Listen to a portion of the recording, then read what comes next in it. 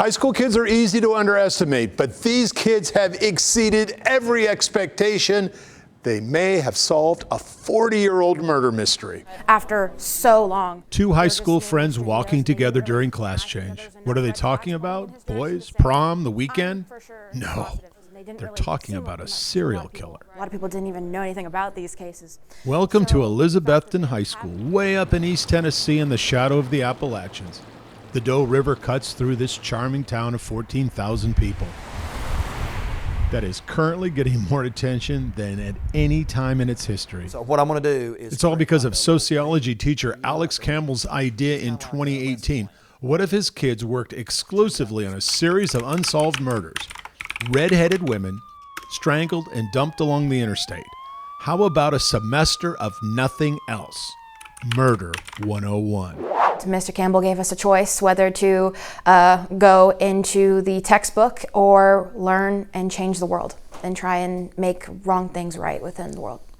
And I chose that, and everyone else in that class actually chose that. Look at it for a Mr. minute. Campbell's class exceeded expectations. In 2018, most of the women were unidentified. Today, there are 6 victims identified.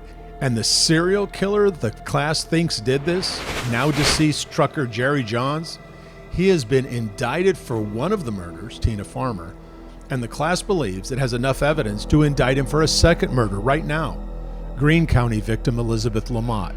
It just all fits together. If we look at Tina Farmer's case and how she was killed, do these other cases match? And the MO, the signature, the time frame, and the geography is all the same. And we have 5 other murders that match it completely. So we know who killed her. He should be the primary suspect in killing all these others. If this isn't amazing enough, the class also found the only known surviving victim of the Bible Belt Strangler. Linda Shockey did her first interview about Jerry Johns in 35 years. Here is an excerpt from the podcast Murder 101, courtesy of KT Studios and iHeartRadio. I said, "Are you going to kill me?" And his whole demeanor, everything changed. He said, "Yes." And that right then I knew I was dead. And I said, "Why?" And he said, "You're a nuisance." Shockey was choked so hard she was blind for 3 days. A doctor testified he had never seen someone survive after being choked this hard. Her survival led to the conviction of Knoxville trucker Jerry Johns and a sentence of 73 years in jail for kidnapping and attempted murder. That interview also ties all of the 6 murders together.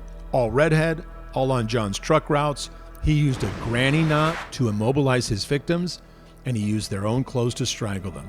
The Tennessee State Legislature commended the class for its outstanding work with a proclamation. The Tennessee Bureau of Investigation still hasn't given the kids any credit. Credit or not, it's pretty obvious what happened here. A group of high school kids and their amazing teacher made unsolved 40-year-old murders relevant again. And it's things that law enforcement haven't been able to do in 30, 40 years.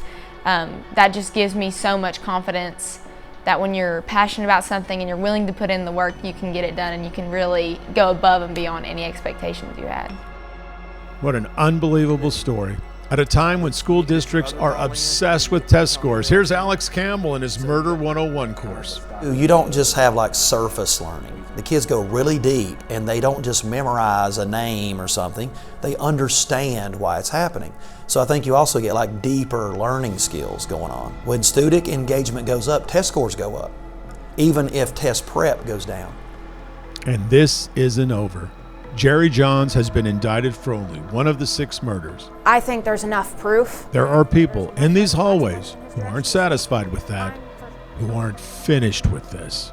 I had a picture of Tracy Walker, and that picture still sits on my desk, and every time I look at it, I'm like, I got more work to do.